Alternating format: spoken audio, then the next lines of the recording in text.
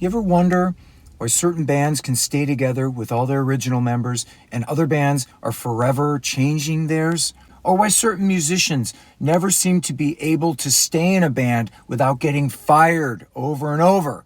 It's hard for bands to stay together, but it's really easy for them to break up. Why do bands break up? Let's explore.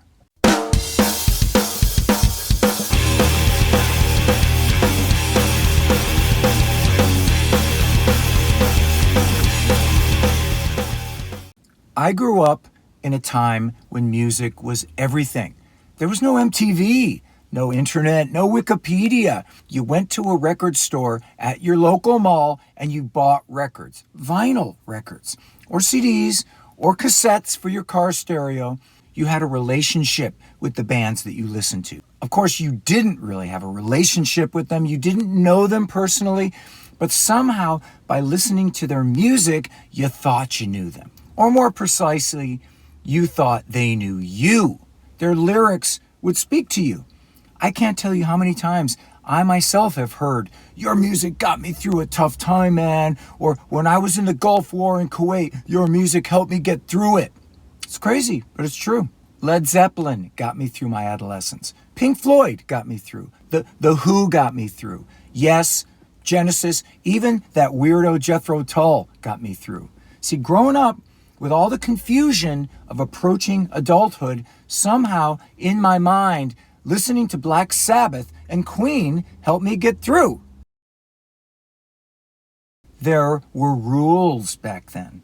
You see, Aerosmith, Queen, Led Zeppelin, they never were supposed to break up. They would never ever break up or change members. And see, I would hold up my end of the bargain as a fan by always going to their concerts and buying their records. Those were the rules. When John Bonham died, they didn't just replace him, they disbanded the whole band. Or so I thought. Actually, they tried to get Tony Thompson of the Power Station in the band, but he got into some gnarly auto accident right before the audition, and the band took it as an omen from the rock gods not to continue. Frankie Banali told me that story. But I didn't know it at the time. I just thought, you know what? You can't replace John Bonham. You have to break up. When Freddie Mercury died, Queen broke up, and that made sense to me. You can't replace Freddie Mercury. This was the sacred trust between rock star and fan. Being in a band is like being in a marriage. I'm sure you've heard that phrase before. When you're in a touring band, you often spend as much time or more time with your bandmates than you do at home with your wife. Like that show Deadliest Catch, where the crab fishermen are gone for months at a time so the family can eat and keep a roof over their heads. Music is like that, same thing. I have to devote a substantial portion of my time, 3 or 4 or 5 days sometimes out of the week, traveling, gigging, being on a plane, not being home. Now, what does all this have to do with bands breaking up? Well, think about it. Could you stand being around the same 3 guys all the time? Or more precisely, could they be around you? In a band, you have to deal with 3 or 4 distinct separate personalities, and you're literally together all the time. In the van, on the plane, backstage, on stage, breakfast, lunch, dinner, always together. Could you handle it? Everybody has got their own quirks, their own egos, the likes, dislikes. It's like a fragile democracy. Everyone has a say. Everyone's got an opinion. And you know it gets harder when the band writes songs together? Who wrote this? Who wrote that? Who gets the credit? And more importantly, who gets the money? It's really difficult sometimes to navigate bruised egos, and what seem like little things become big things after a while. One of the biggest reasons bands break up is that there is no one in the band who can act as a mediator. In my old band, Love Hate, that job went to Joey, our drummer. He was the reasonable guy in the room when everyone else in the band was fighting and screaming at each other. See, you need a guy in your band like that, the logical one, objective. You need a guy that other band guys can talk to when they're not talking to each other. See, if I was mad at the bass player or wouldn't talk to the guitar player, Joey would be the buffer guy, or vice versa. If they all hated me for some reason, Joey could sort things out between us. People thought we were breaking up all the time, but we never did. Not until 1997, because we had a buffer, a go-between, someone with a clear head when all around us was seeing red. When I played in Rat, Robbie Crane was the buffer. He kept the peace when the two original guys were at war with each other, and I saw it happen all the time. You ever wonder why so-called supergroups never last? Because supergroups are usually comprised of several alpha members of several different bands.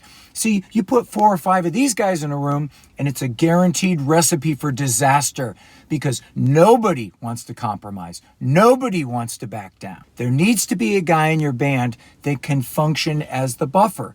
Without it, your band is destined to fail. No buffer, no band.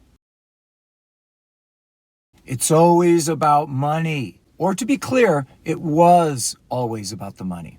Songwriting royalties went the way of the dodo bird, so it doesn't really affect new bands as much as it did us back in the day.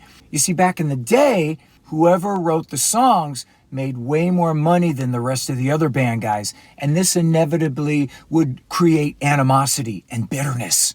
The Go-Go's are a perfect example. Jane Wiedlin wrote Our Lips Are Sealed, their huge hit. And when the band exploded, she received a huge check for writing that song. And that didn't sit well with the rest of the girls. See, you don't realize this aspect of the business when you're first starting out. You know, the term all for one and one for all sort of goes by the wayside when one band guy makes 10 times more money than the rest of the guys. The girls forced a band meeting, and they demanded that she split up her songwriting equally among the other 4 girls. She said no, and the band broke up. You know, it becomes a thing. It happened with the band. Robbie Robertson wrote all the songs and made all the money, and Levon Helm couldn't handle it, so kaboom! That band was done. Creedence Clearwater. John Fogerty had written all the band's hit songs, and the rest of the other guys were mad, and so he tried to fix it. You know, he decided, I'll make a record with all of us, all 5 guys, co-songwriting, and the only problem was the song sucked. The record bombed, and then the band broke up anyway. Just so you know, it usually doesn't work out when the whole band writes together. Usually the end result is sort of a watered down generic mix of songs that try to please everyone but rocks no one. Quiet Riot signed a really bad record deal that gave their producer all of their songwriting publishing, and that created bitterness. See, when Quiet Riot kicked the door open for all the other LA bands like Rat and Great White, they came in and they had success. A certain lead singer couldn't handle it, so he started to do interviews slagging all the other LA bands negatively in the press because, see, they didn't have to sign the bad deal. They didn't have to give away all their publishing. See, I remember this because at the time, I was an unknown rocker kid living in LA, and I was reading those interviews in Hit Parader, and I'm thinking, what the f***? And it was still a thing years later. When I was in Rat, and we toured with Quiet Riot on that 2005 Rock Never Stops tour, it was still a thing between those 2 bands. None of those guys spoke to each other once in 4 whole months. Puddle of Mudd had to surrender their publishing to Fred Durst to get signed. Skid Row signed over their publishing to Bon Jovi to get signed. You see, when you're young and you don't realize how crucial the business part of it is, when you're broke and unsigned, songs aren't worth anything. So you look at it like, do I keep 100% of nothing, or do I sign this record deal being handed to me? It's tough. Band guys also get fired all the time for being f***ups. This is as relevant today as it was in the past. Def Leppard replaced Pete Willis because he was a drunk, which was actually saying something when your whole band are hardcore drinkers. Steven Adler was replaced in Guns N' Roses because of drugs. Same thing. Actually, there is more to that story. If you know, you know. My guitar player in Love Hate was replaced or quit, depending on who you talk to. See, we didn't have our Columbia record deal anymore, so it really didn't matter. No more record deal, no more reason to stay together. But when we got Darren in the band, the delicate chemistry of the band changed and it just didn't work. You can't just replace an integral member and think that the band's chemistry will stay the same. Unless, of course, you're the Rolling Stones and you get Ron Wood. He's a great player, cool as and he actually served that dual function of being the buffer between Mick and Keith. This is a big one. It's real. Egos can keep a really talented musician from ever making it in the first place. It is a total career killer. I knew many great players from the old Sunset Strip days that always seemed to be in and out of bands and always seemed to have a really good excuse. This band's going nowhere. This band's got good enough. What they really meant to say was, these bands aren't good enough to play with me. Of course, that wasn't the case. Generally, it was their own self-destructive ego that f***ed them up. That sense of entitlement that doomed and doomed and doomed them. Then they get fired and they don't understand why. Those guys are assholes, you hear them say. Nope, we're just normal, working musicians who are damn lucky to have this job, and you are acting like you're in the f***ing Beatles. Or a guy joins a band and starts giving orders his first week in. We need to do this, we need to rearrange this song. Stupid shit, uncalled for. And then he gets fired. No sense of self-awareness. In my little community, drugs and drink are only tolerated to a certain point. Then, sorry, boom, that fucking guy's gotta go. All of us veteran rockers, we went through our Attila the Hun phase years ago. And thankfully, most of us came out the other side unscathed. So we all definitely don't want to deal with the man-child f***ups anymore. Not in a band situation anyway. This is a tough one. What if you're a hired gun in a band and your band leader, often the lead singer, is a total f***up? Puddle of Mudd comes to mind. There's many famous videos on YouTube of the singer/band leader acting the fool. You can watch these videos. There they are. All the other guys in the band just standing there pretending to tune their guitars while this guy just rants on stage. Or he's on his back singing the songs.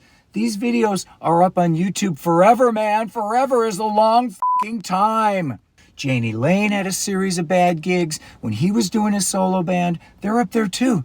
I'm referencing this now because of the recent video of Jane's Addiction singer Perry Farrell actually trying to fist fight his guitar player live on stage. Now that's taking it to a whole new level. I've always been a fan of Jane's Addiction, but recent videos prove old age is catching up. His vocals pale in comparison to his past performances. He said the fight occurred because the band was playing too loud and they were drowning him out.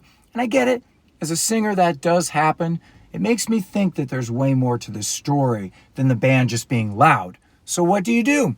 You can leave, I guess, or you can pretend it'll get better, and maybe it does for a while, but then you're right back where you were 6 months ago. Why do certain bands break up? In this case, maybe the hired guns come to the conclusion that playing with this guy just isn't worth the grief and the embarrassment, and they all jump ship.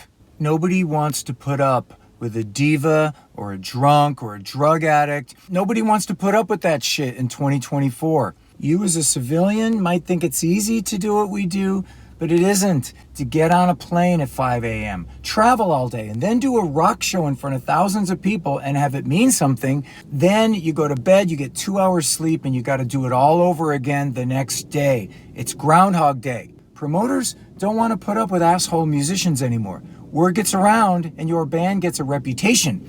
All it takes is one dickhead to ruin everyone's gig.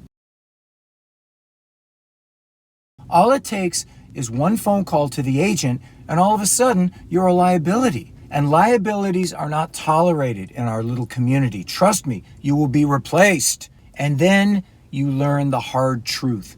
It's the brand, not the band that matters.